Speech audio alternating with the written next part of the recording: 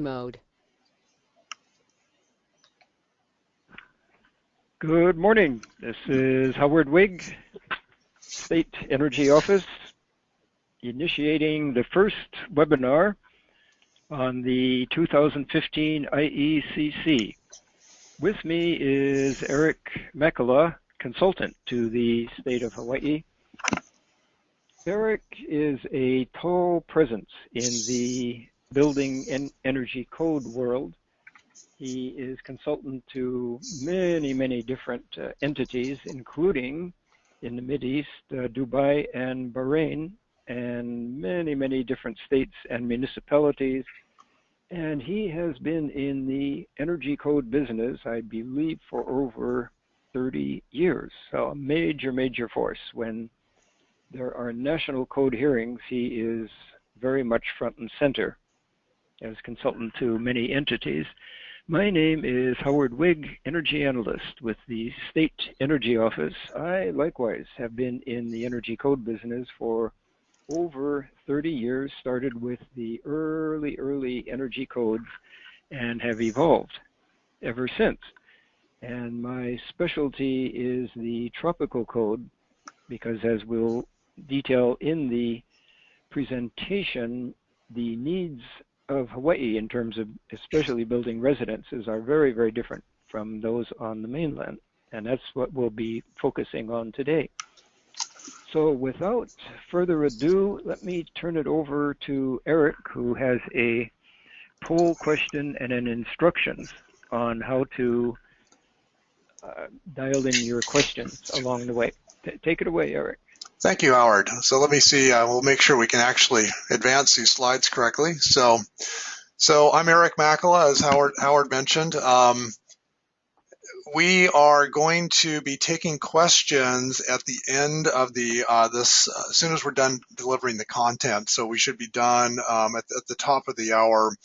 And to ask questions in the webinar, we are going to request that you actually email these to jolynngreen@cadmusgroup.com.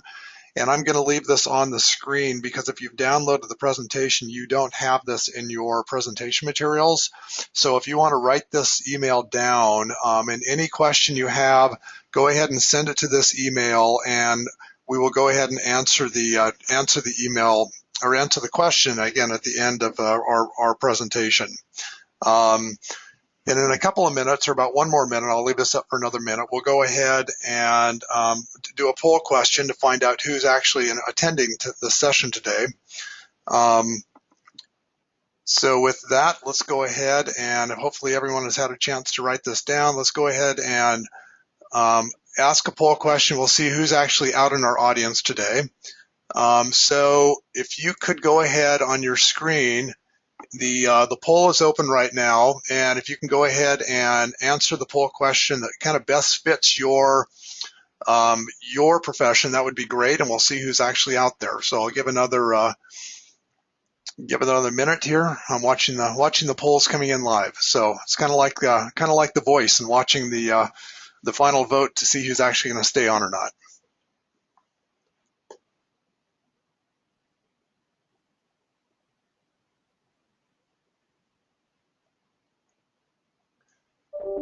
All right, we'll give you all another 15 seconds here, and then we will, I think just about everyone's answered. So I'm going to go ahead and close the poll, and then we'll share the information with you. So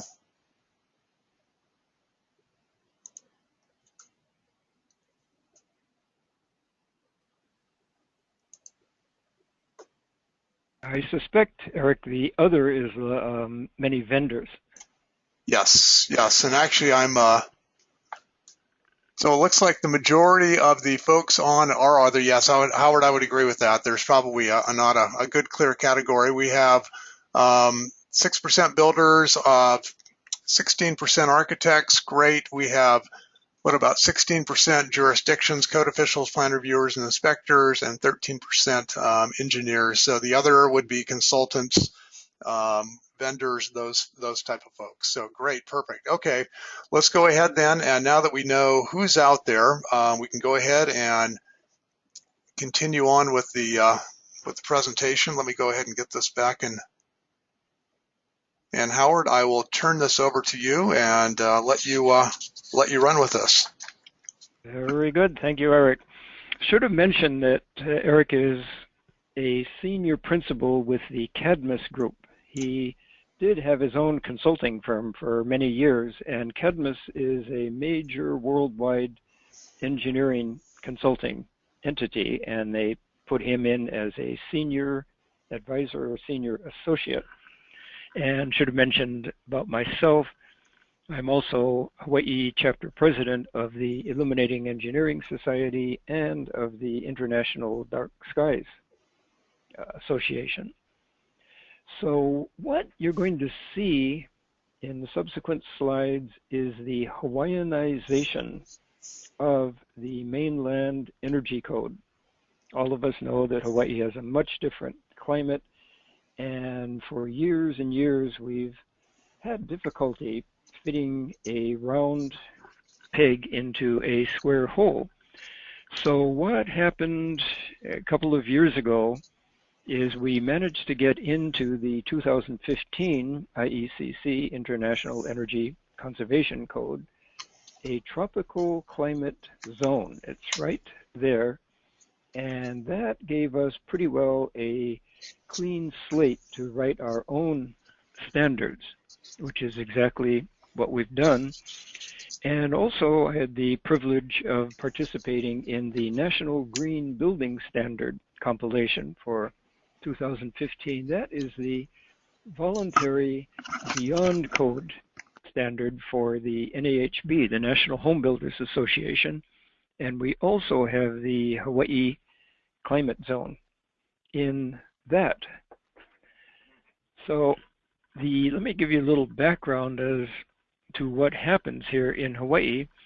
There was established in 2007 the Hawaii Building Code Council, and we meet once a month, and I'm the energy person there, and we have the fire person, the plumbing person, electrical, mechanical, seismic, and so forth. We all gather around a table once a month, and we develop our codes, and if necessary, modify them for Hawaii's unique conditions.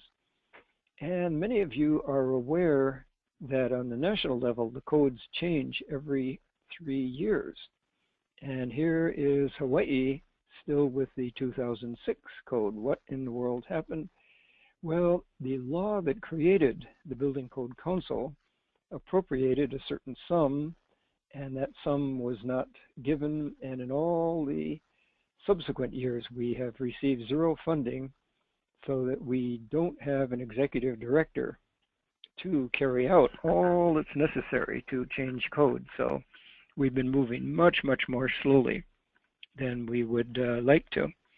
And why do codes change every 3 years? Well, you're doubtlessly familiar with Moore's Law that postulated, this is one of the main Intel creators, he postulated back in 1971, this is Dr. Moore, that computers would double in capacity and shrink by half in size every 2 years. And he was right on the money pretty well. It's still happening after all these years. And some clever person at Intel recently did a calculation. He said that if the same thing that happened to computers had happened to a 1971 Volkswagen Beetle, it could go 200,000 miles an hour, would get 3 million miles to the gallon, and cost 4 cents. That's how computers have improved. Well, the rest of the technological industries have not improved quite at that rate, but there is rapid improvements going on, even with the building envelope materials, windows, walls, and so forth. So that's why we change codes, is just to keep up with technological changes and develop better and better and better codes with each iteration. I should also mention that this is the minimal code. There are beyond codes where you can voluntarily do better than what's required here. There's the International Green Conservation Council code. ASHRAE has a 189 code, and the NHB, National Home Builders Association, has the National Green Building Standard. So if we can go to the next slide.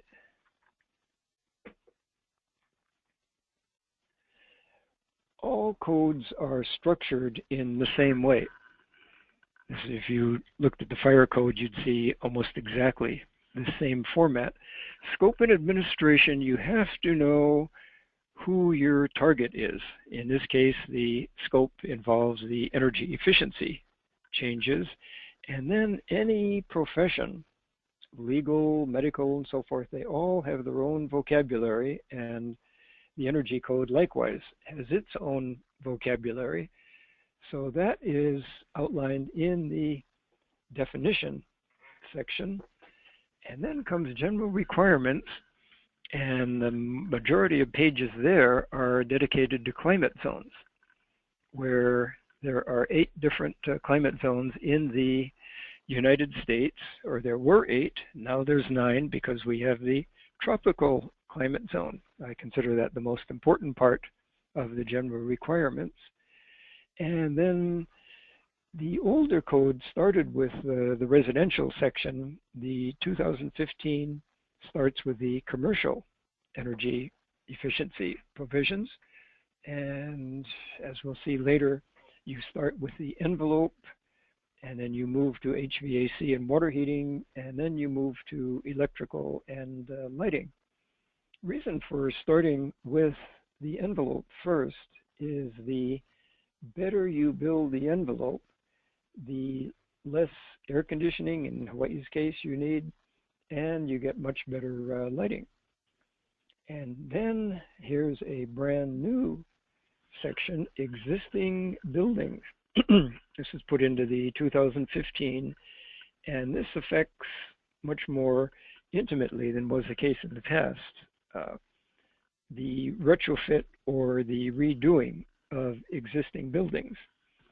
And finally, there are the references standards, because there are many, many, many other subcodes out there, and they are referred to in the code. So if you don't know what NIST is, for instance, you can go back to the references and see that it's the National Institute for Standards Technology, something like that. And so it's the same outline for both the commercial and residential section. Next slide, please. Savings. Energy codes are the gift that keeps on giving. And what do I mean by that? In year 1, when you adopt a code, you have a savings of X. But in year 2, those savings don't go away because the building is still there operating in the same way. So we project out for 20 years. Why 20 years? Some of the equipment is not going to last for 20 years, say HVAC equipment. So it may last 12, 15 years. But the envelope provisions especially are going to last for 30, 40, 50 years. So we take an average of 20 years and calculate those savings. Now you see GWH. What in the world is that? That is a gigawatt hour. What is a gigawatt hour? Well, let's start with a watt, and we're all familiar with that. A light bulb consumes 60 watts, and multiply that watt by 1,000, and you have a kilowatt. Kilo is Greek for 1,000. And we were familiar with that. That's how we get billed for our electrical consumption. That's how we calculate buildings consumption. Multiply that by 1,000, and you have a megawatt. Pretty big amount of electricity. Multiply that by 1,000, and you have a gigawatt, a whole lot of electricity, and you can see that our savings are a whole lot also. We have the residential, commercial savings, and then to the right in orange, the cumulative savings for both residential and commercial. And look at that for the first year alone. Again, let's say in Hawaii, we pay 25 cents for a kilowatt hour.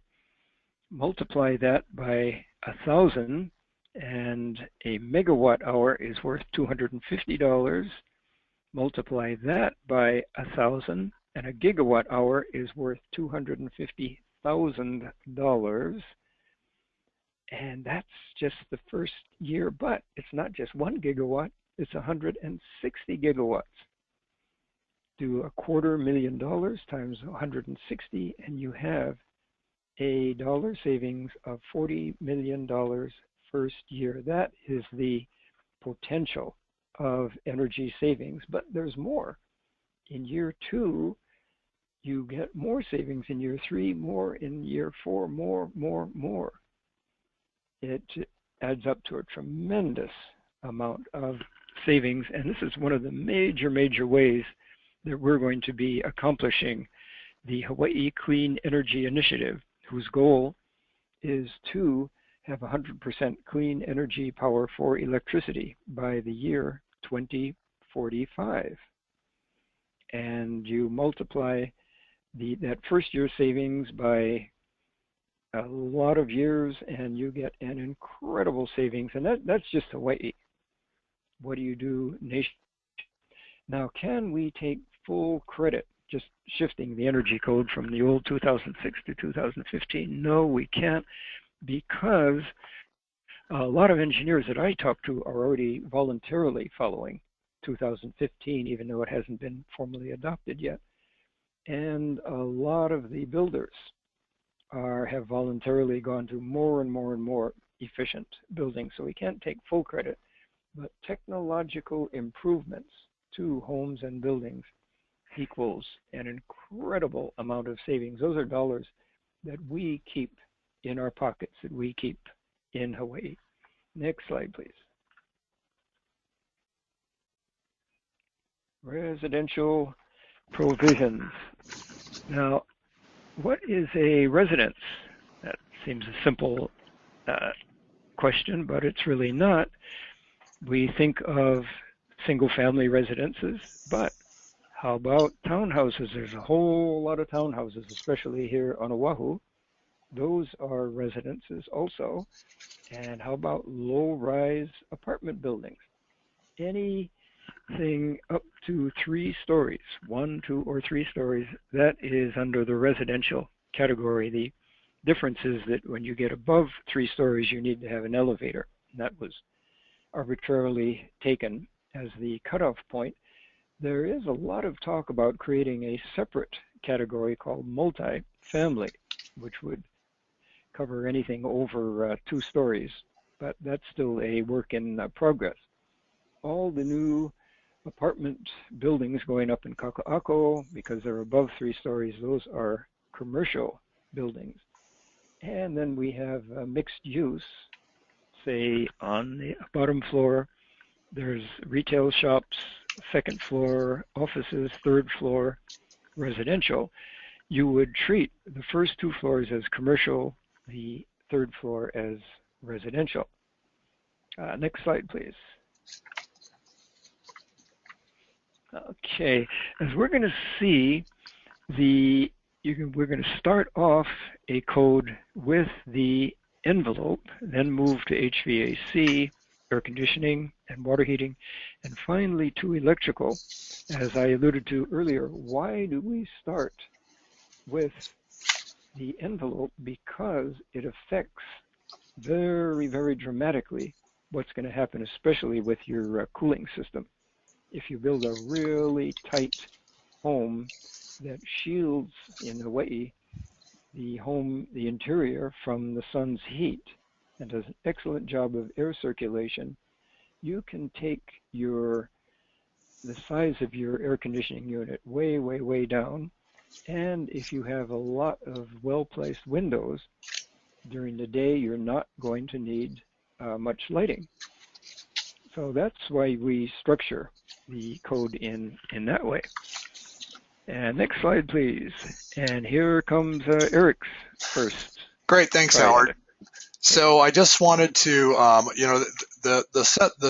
the webinar that we're on right now is for the tropical zone requirements. But one thing Howard and I wanted you to be aware of is the fact that the tropical zone is one option for complying with the energy code for the residential provisions of the code. You also have the prescriptive requirements, which are really designed for residential construction, as Howard defined it, that are fully conditioned buildings. So you're putting in air conditioning everywhere, and it's the entire building is actually cooled versus when we get into tropical zone, you'll see that only 50% of that building can be cooled, and that's the cutoff.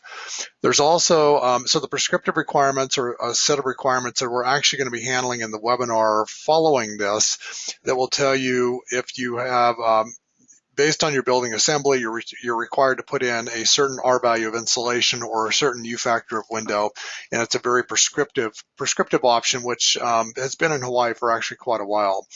The total UA alternative is the method that actually allows you prescriptively to do trade-offs so that actually part of the building may under-comply with the code, but part of the building might over-comply with the energy code, but overall that building complies with the energy code. So the UA, U value times the area, is really the start of doing a heating, or actually in your climate, a cooling load calculation. You have to understand what the U factor is of each particular assembly. So again, it's a prescriptive option for doing envelope trade-offs, and the U.S. Department of Energy's ResCheck software. This is kind of the basis of what they do. There's also Section R405, which is performance approach, which is a method of determining compliance using computer simulation to actually calculating out how much it costs to cool your house for a 1 year period of time, a home that minimally complies with the energy code. And that's compared to your house, however you want to design it. And as long as your house costs less than or equal to cool your house than a minimally compliant code home using computer simulation and the weather data for Hawaii, then you comply with the energy code. So again, this will be covered in a later webinar. Then there's something new called the Energy Rating Index, and this is essentially an option for demonstrating compliance with your code using a home energy rating system type of an approach. So you actually produce a rating for your particular home. With the lower the number, the more efficient your house is. And this is brand new to the energy code, probably not going to be used much in the state of Hawaii, but it is available for your use. So with that, Howard, I'm going to turn it back over to you to start getting into the details of the tropical zone compliance approach. Sure. Just a word on the Energy Rating Index. There's a score from 100 to 0. And 100 would be just minimal compliance with the 2009 International Energy Conservation Code. 0 would be zero net energy, where you are producing as much energy as you are consuming. So the lower the number, the better. So tropical codes. Eric alluded to this. Eric and I did a statewide training session back in November, I believe it was. And we polled people at all the sites, and we asked the Oahu residents, what percentage of the homes do you think will be complying with the tropical code or what with the prescriptive code? And there was about 75% prescriptive, 25% tropical. Then we went to the neighbor islands, and those numbers were reversed, about 75% tropical. Now, why is that?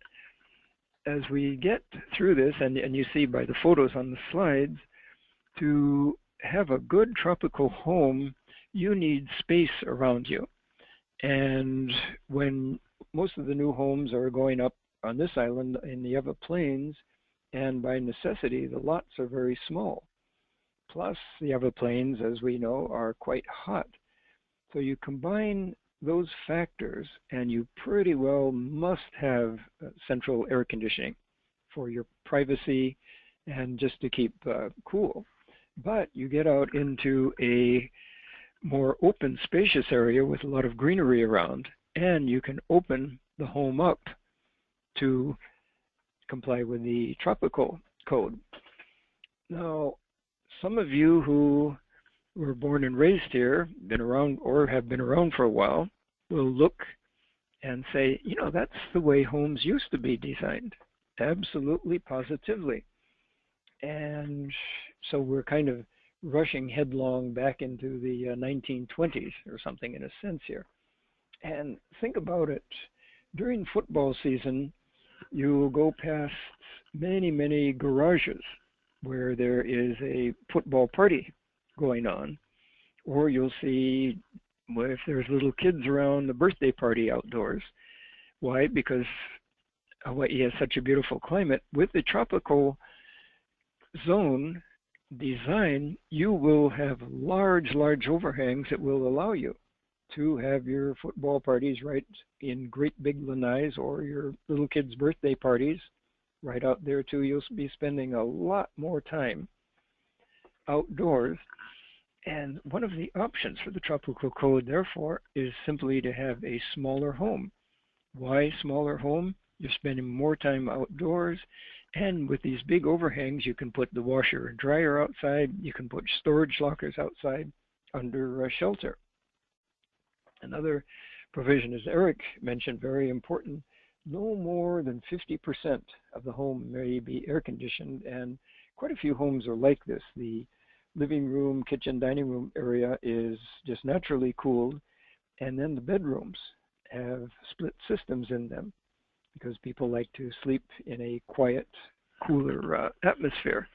So that's the way these homes will be designed. Or you can have no air conditioning, and most of us, or many of us, were born and raised in homes with no air conditioning. We turned out fine, but we do have in there the requirement for either putting in ceiling fans or stub-ins or rough-ins for the ceiling fans, because, well, I'll go into ceiling fans later. Great, great, great benefit. And there you need to have a lot of window space, and we put the Hawaii solar water heating provision right in the code, so you need to do that.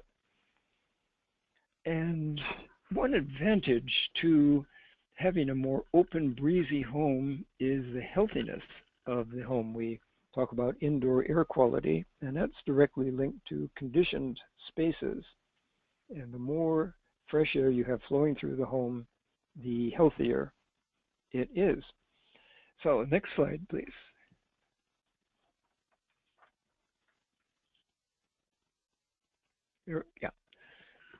Okay, we had a lot of the mainland code talks about occupied space, conditioned space. It got a little confusing given our gray area. So we just have the phrase dwelling unit now, which it doesn't matter if the space is conditioned or unconditioned.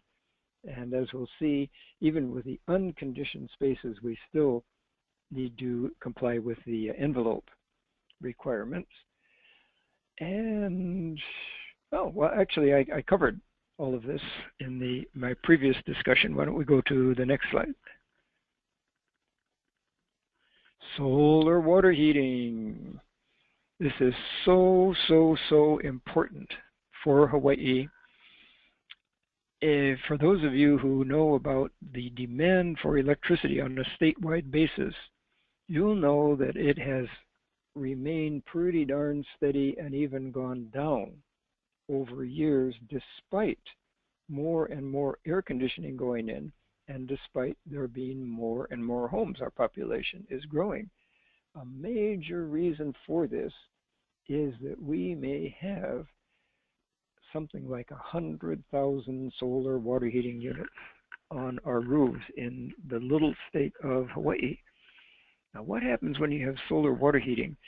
We have, in terms of electrical demand, what's called a peak or peak evening demand, where the demand for electricity starts rising around 5 p.m. and starts going down around 9:30 p.m. That's due to a confluence of two events. Number one, everybody's coming home from work and school and turning on everything in the home. Number two, we have at any given time something like 200,000 tourists in our state, and they're just coming home from the beach, from shopping, from whatever. All the hotel rooms are going on, and then the restaurants and the bars are going great guns. You combine those two forces and you get an evening peak. Enter solar water heating. What happens when you go to that home and it has solar water heating? It has a battery called an 80-gallon or 120-gallon tank. You're going to use a lot of hot water, but it has zero effect on electrical demand because that hot water is just sitting there. It's just a beautiful, beautiful measure. So we want to ensure that that continues. And if you're not able to put solar water heating in, you can put an instant on gas tankless heater in. Why is that allowed? Because the gas tankless water heater doesn't consume any electricity. So you're not adding to that peak demand, which is a very, very important component in achieving the Hawaii Clean Energy Initiative. Next slide, please. Glazing. Glazing, otherwise known as windows. We reward shading very heavily in Hawaii. There's a temperature difference if you go out on a hot day and measure, say, a wall that's fully exposed to the radiant solar energy. It might be, say, 130 degrees. Measure a spot right next to it that is fully shaded, and you might go down to 90 or 85 degrees. Huge, huge, huge difference in temperature from shading in our climate. Therefore, we reward it with giving the windows a shading factor. If you have little shading, you must have an SHGC of 0.25. Now, what in the world is an SHGC? Solar heat gain coefficient. This measures the amount of solar heat striking the exterior of a piece of glass or a window compared to the amount that actually gets through into the interior. 0.25 means only 25% of that heat actually enters the interior space.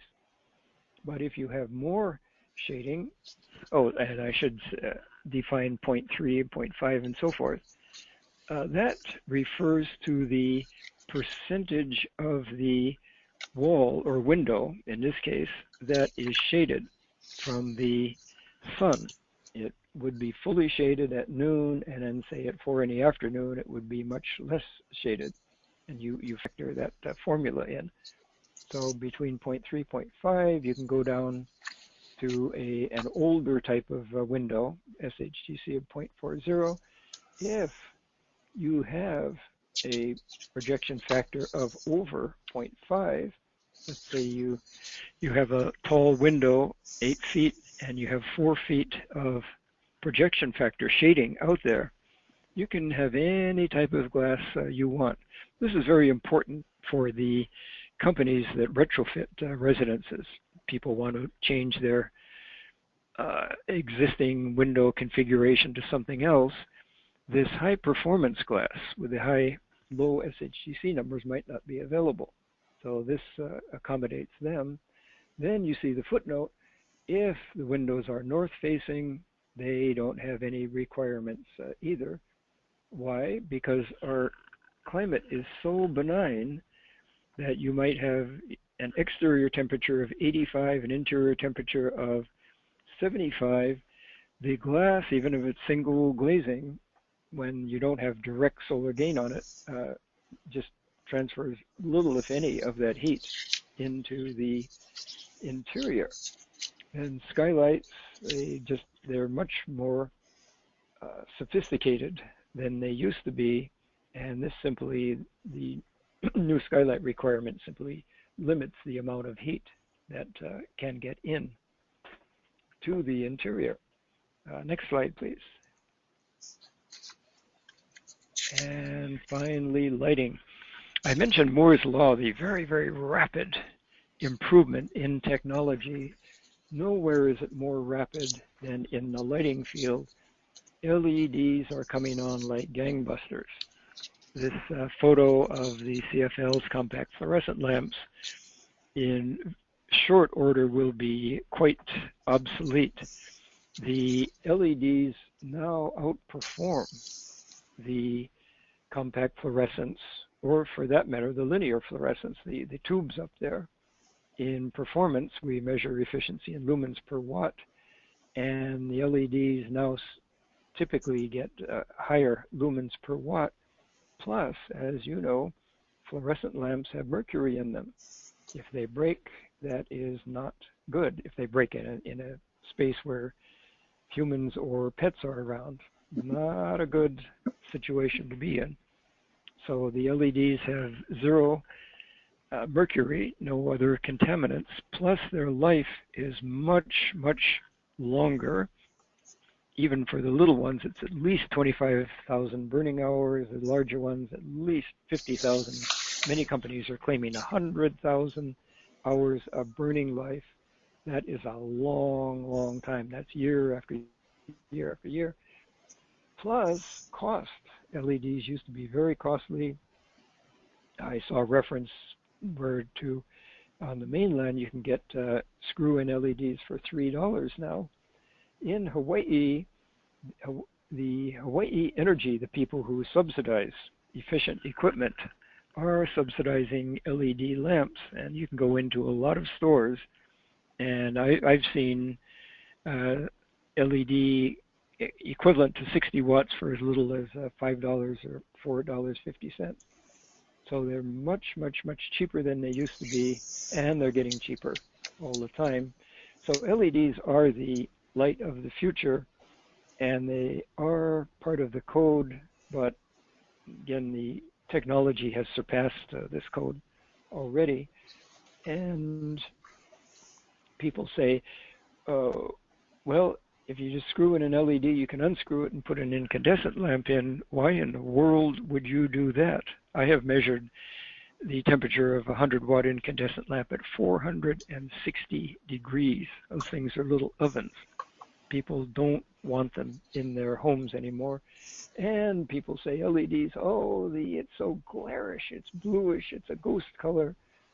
That used to be the case. Now you can select virtually any light color that you want, going down to very warm lights, say for over a dining room.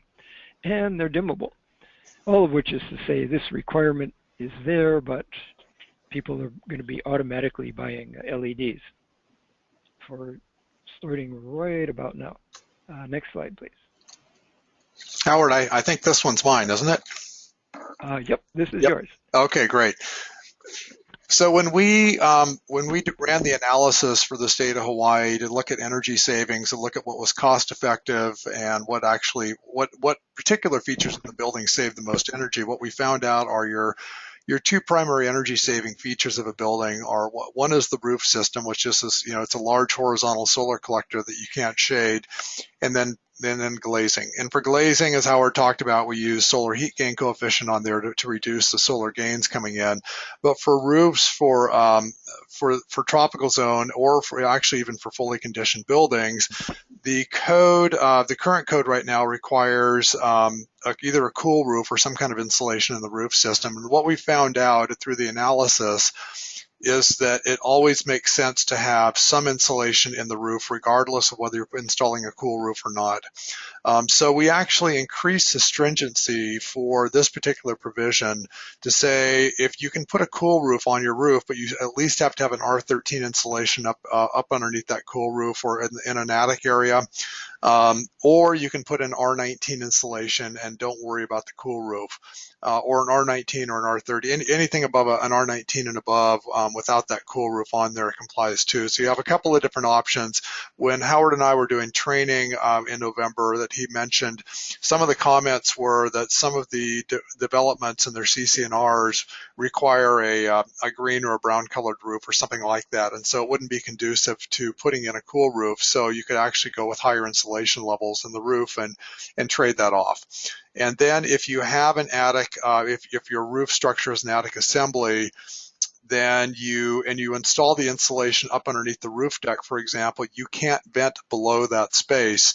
But if you put the insulation down on top of the sheetrock, then you can vent the space above that. So you just want to make sure that you're not making your roof worse based on your venting system. So it's always good to have ventilation on top of the insulation, but if you put ventilation in from the below the insulation itself, then you have no benefit really on that insulation. So that's the way the provisions are written.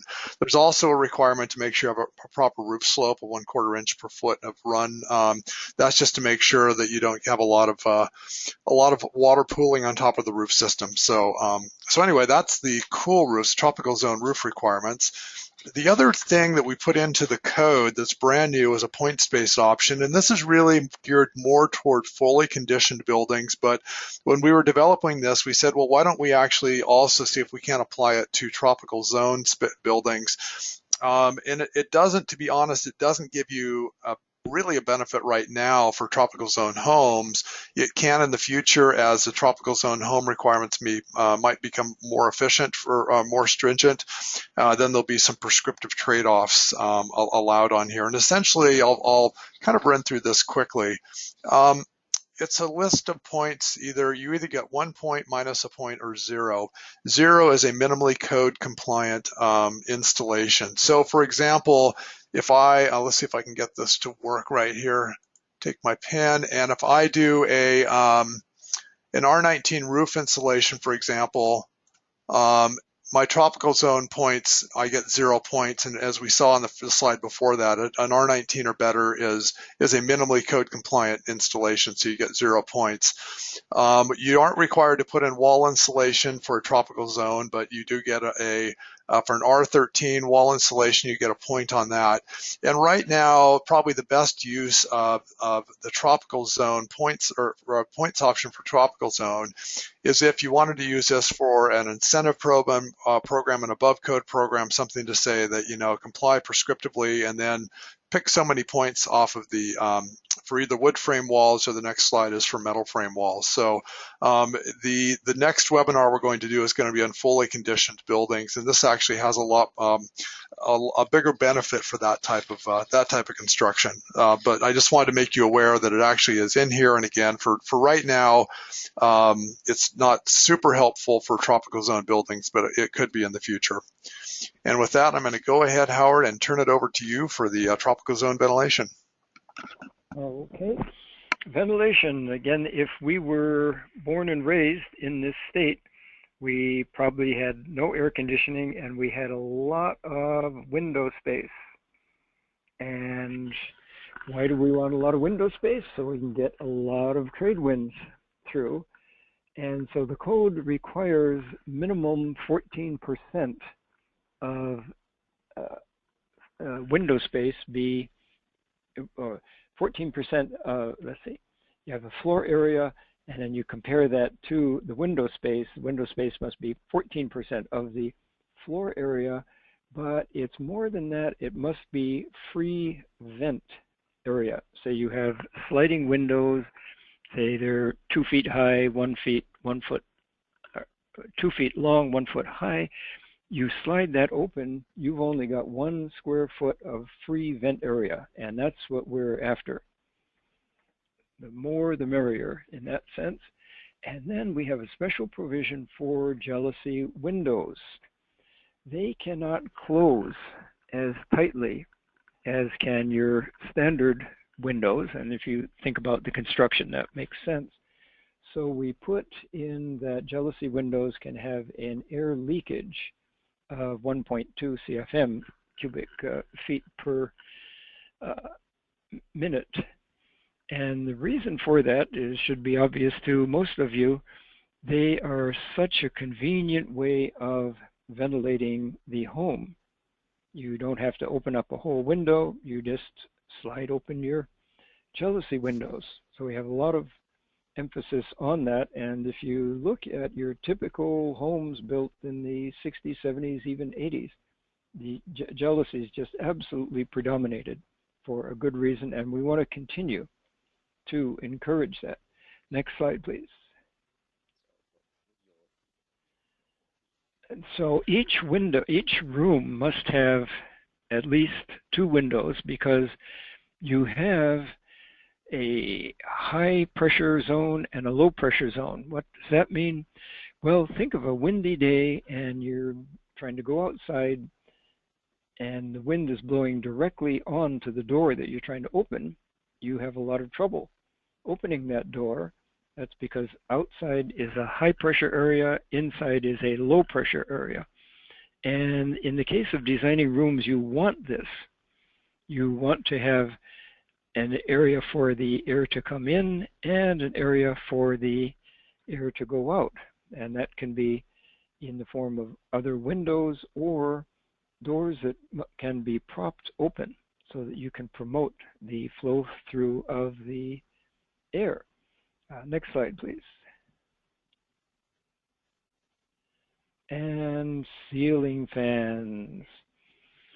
Ceiling fans can cool, well, give you a perceived cooling of between 5.5 degrees all the way up to 12.5 degrees, depending on the speed of the fan.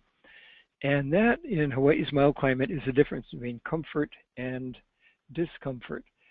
The ceiling fan technology, like everything else, has improved recently. It turns out that the way you pitch the ceiling fan blades makes a lot of difference, much more effective for cooling these days, and especially for your non-conditioned spaces. As we know, we have something called Kona weather. If the trade winds aren't blowing through, you turn on your fan and your perceived cooling effect is between 5.5 and 12 degrees. What do we mean by perceived? The temperature of the air isn't really dropping, but because we're blowing the natural heat away from our bodies and we are taking advantage of the evaporation that occurs on our skin, we feel a whole lot cooler. And there must be, and we don't have to have the fan itself in there. We can just have the stub in or the rough in, meaning the wiring is brought to the appropriate site so that when the owner wants to put in fans, all he has to do is take off the ceiling there and put the fan right in there. And this is a very important component of the tropical code, keeping cool on Kona weather days. Next slide, please. Hi, Howard. I think this one's mine. So I do want to mention on fans and actually on the tropical zone that the Hawaii Energy Office will have 2 fact sheets available soon.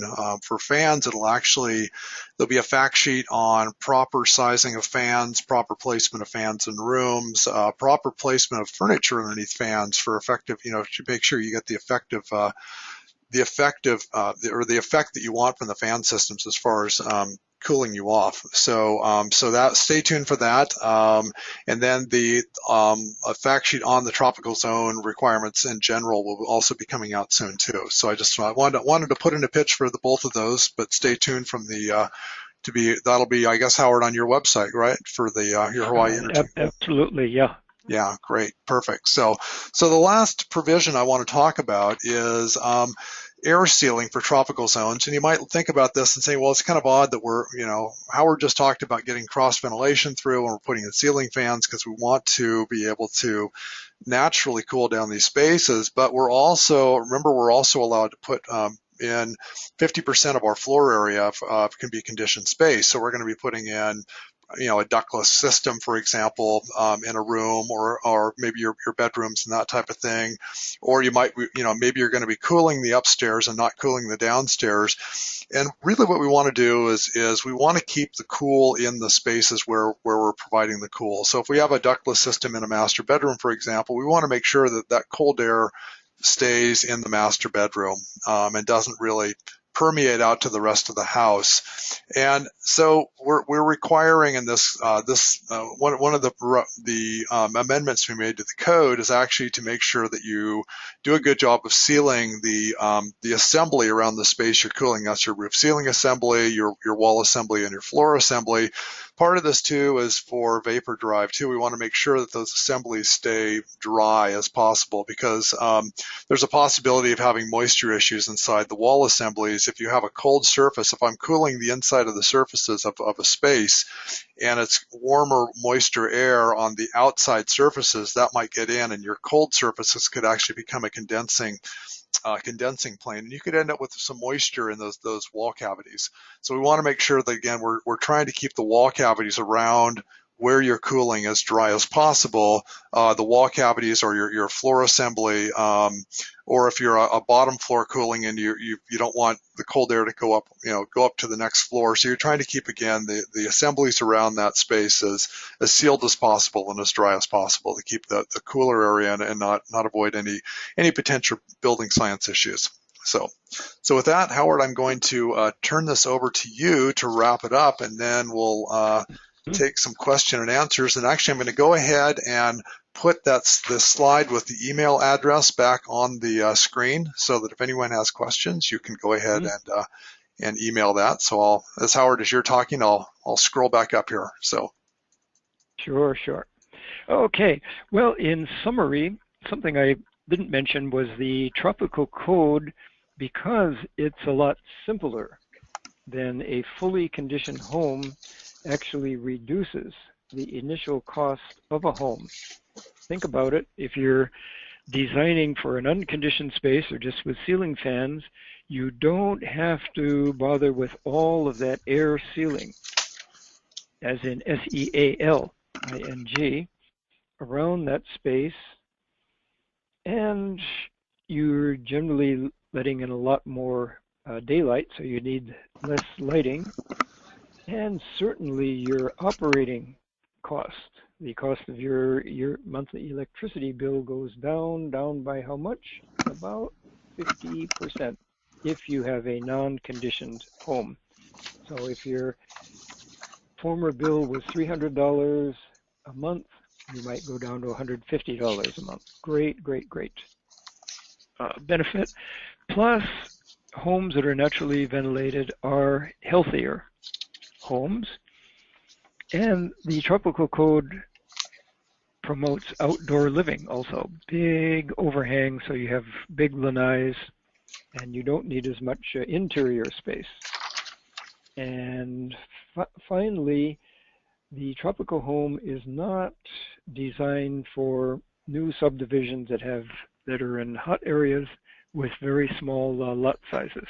You have noise issues, you have the fact that the trade winds would be blocked in heavily populated areas like that. So this is more for the rural areas. And again, about 75% of the people on the neighbor islands said they would be building in accord with the tropical code. So, Eric, that does my wrap up for me. So we can begin with questions now. great. Okay, Howard. I have a couple of questions that came in, and the first question is, why would ventilation below insulation not be a benefit? And I can take that one, since I think that was part of my my roof ventilation slide. And I suspected as soon as I started to talk about that we would get some questions on that. So from a building science perspective, insulation needs to be in contact with what we consider an air barrier. So an air barrier might be sheetrock, for example. So insulation sitting on top of a sheetrock in an attic assembly, the sheetrock doesn't allow air to transfer through that insulation. And so I basically get the full effective R value of that insulation because it doesn't allow air transfer. If I take fiberglass bad insulation and basically blow air through it, it's a great filter, but it's not a very good air sealer. And so you really want insulation insulates by trapping dead air pockets. And if I allow air movement through that insulation, it eliminates or reduces the effective R value of that insulation. So I really want my insulation placed in connection with an air barrier. And that air barrier is either going to be the sheetrock, for example, of a house where you lay the insulation on that, and that becomes an air barrier, and you don't have air passing through that insulation, or something new in the International Residential Code called an unvented attic assembly, where you basically put the insulation up underneath the roof deck, and then the roof deck becomes your air barrier, and then you can cover that insulation with sheetrock. So you're basically encapsulating that insulation, and so down below it, you actually you don't want to put ventilation down below it, primarily because it reduces the effective R value of that insulation. So that's from an attic assembly standpoint. That's why you don't want to ventilate below the insulation. You always want to ventilate above the insulation. So any hot air that's trapped in the attic, you want to be ventilating it out of the house and not keeping it in the house. So that's kind of the rationale behind that one. So the next question is, and Howard, I'll throw this one to you. I may have missed this, but does the code apply only to new construction, or does it also apply to new construction and renovations? Mostly new construction, but I mentioned that there was a section on existing buildings, and the really important component of that new section is re-roofing.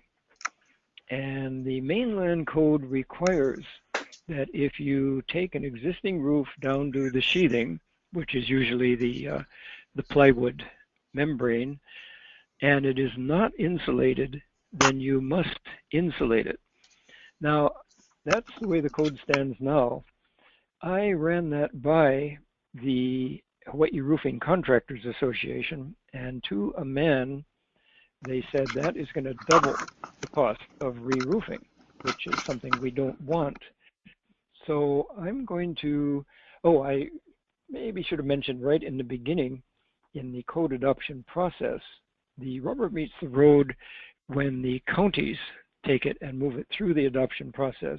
And that involves the building division recommending to the mayor that this code be adopted, and then the mayor getting that introduced into the county council, and then the county council goes through 3 readings.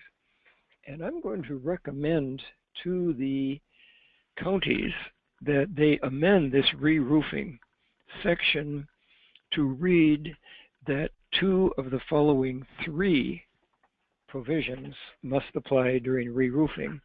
Number 1, a reflective roof is installed. Number 2, a radiant barrier is installed. Number 3, adequate ventilation in the proper circumstance is installed, and that can include solar fans to exhaust the heat out of an unconditioned or uninsulated attic. So that's the most important part of existing homes. And that pretty well answers the question there.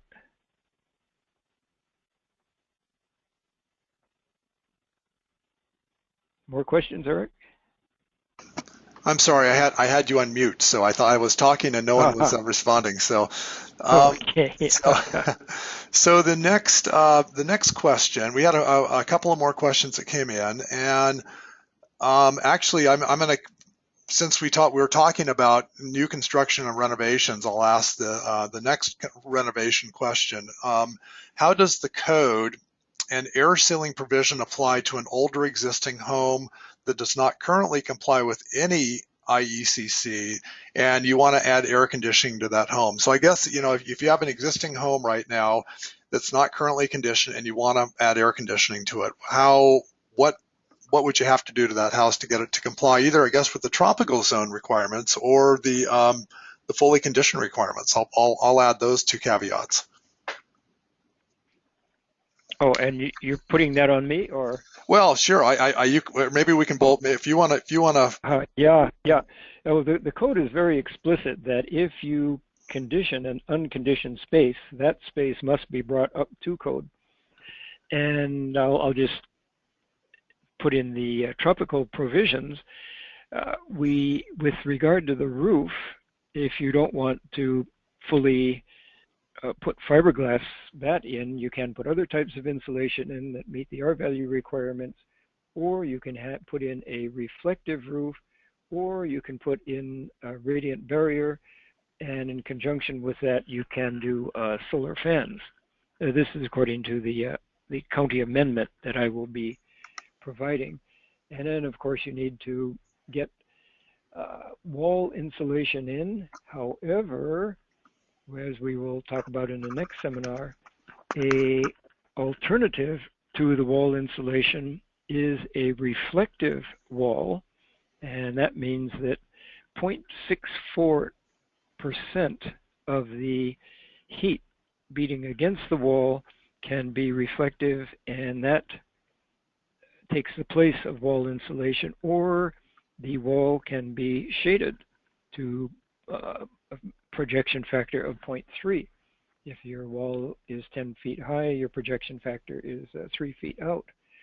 So those types of provisions can bring an older unconditioned home up to speed via the tropical code. Eric, you want to say if you want to go the conventional prescriptive path? Yeah, I guess my first caveat is, one is the thing I always go back by is if you do you need a building permit to do this? If the answer is yes, you need a building permit, then as Howard just said, you've gone from a what I'm going to be looking at as a fully conditioned house. So you just went from an unconditioned house to a fully conditioned house. There are provisions within the code that would require you to now meet the wall insulation requirements, the roof ceiling insulation requirements, the air sealing requirements. Depending on the kind of mechanical system you're putting in, you also may have to meet duct sealing requirements and duct testing, and also envelope testing. So again, going from a unconditioned to a fully conditioned, the code really requires you to comply fully with the energy code. We've provided some trade-off approaches for points using the points option. So there's that option available to you to try to be a little more reasonable on installation levels and more practical on what can actually be installed in assemblies, because you may not have space to put insulation in. I mean, that's always a possibility based on the way the house is constructed.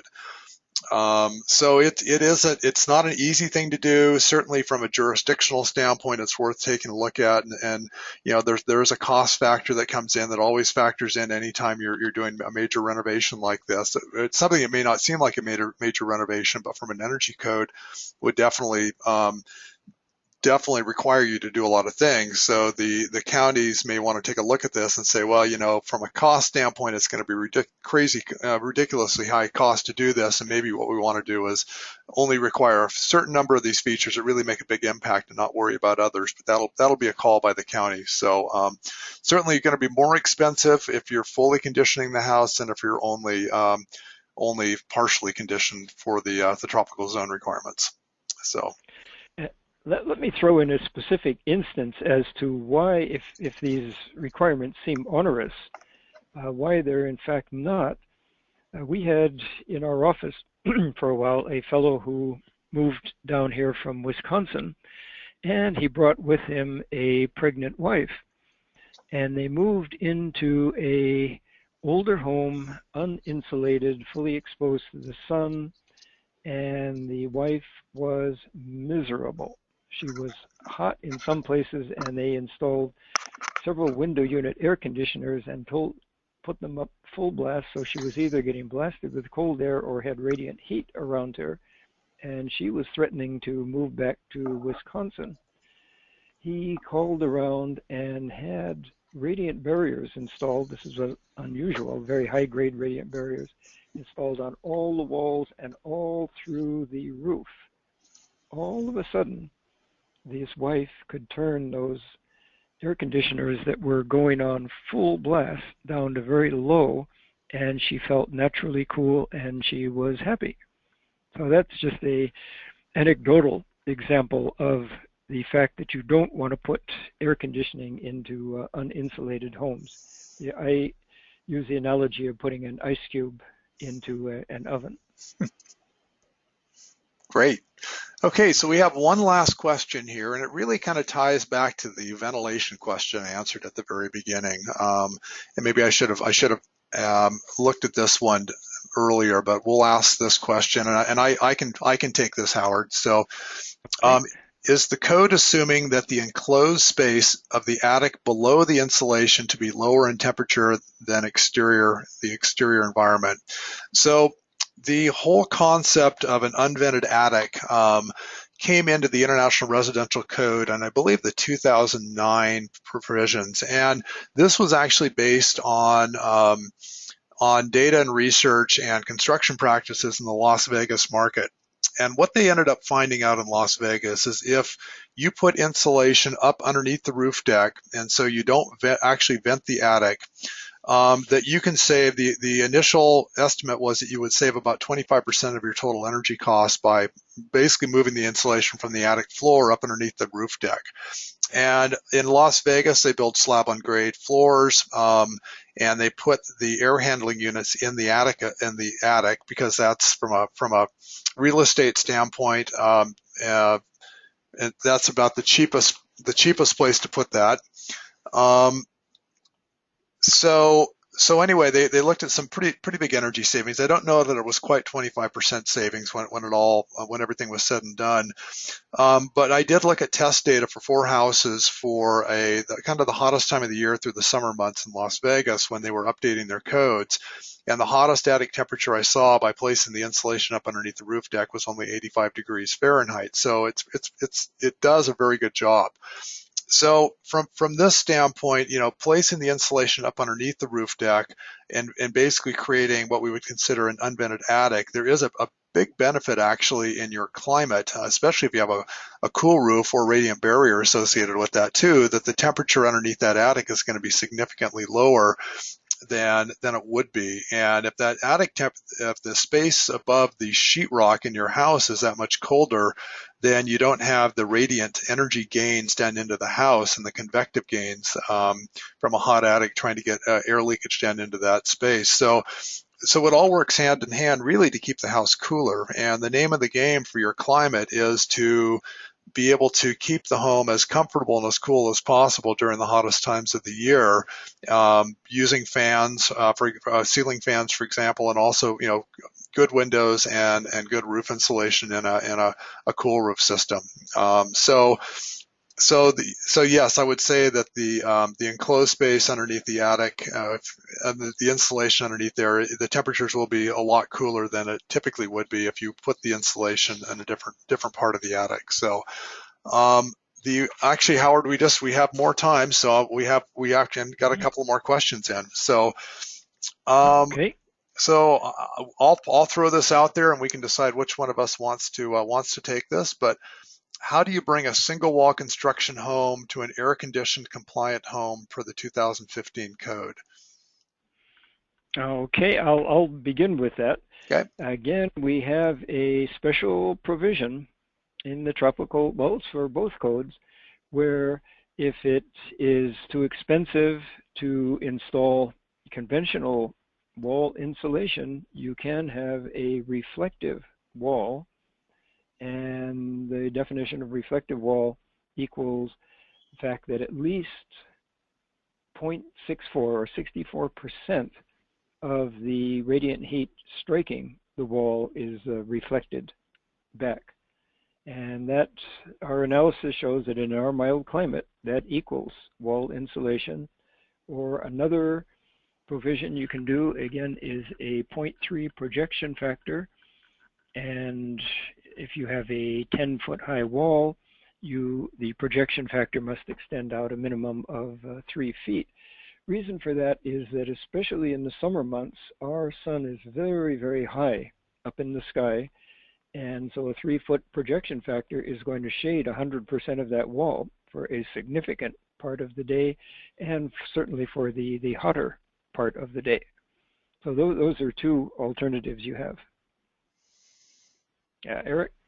Actually, as you're talking, Howard, I'm just thinking about this requirement, and I know from a fully conditioned home standpoint, I believe you would still the reflective paint and the projection factor gets you out of putting continuous insulation on, but I don't believe it actually gets you out of insulating between the cavity insulation. So you'd still have to deal with that. Actually, I was just thinking that you could almost you could put continuous insulation on the outside of your re-side and put continuous insulation on the outside of your single wall construction home to do it that way. That would be an option. I don't know if it'd be a viable option, but it's certainly an option. The other way you might want to look at this too is we've been talking prescriptive approach, but there's also the performance-based approach. And there's the opportunity to model your home and show that you can comply with the new requirements of the code through computer simulation, and maybe be able to do a lot of trade-offs that way to kind of optimize where maybe you increase your insulation and put in a better roof system and better windows, for example, and not worry about insulating your walls that way. So kind of invest in efficiencies in one part of your building to be able to offset efficiencies in other parts of the building. So like your wall system. So I think that might be another viable option on that too. So last question, and actually this kind of ties into the roof ventilation. I may have already answered this one. Okay, so I did answer this. Great.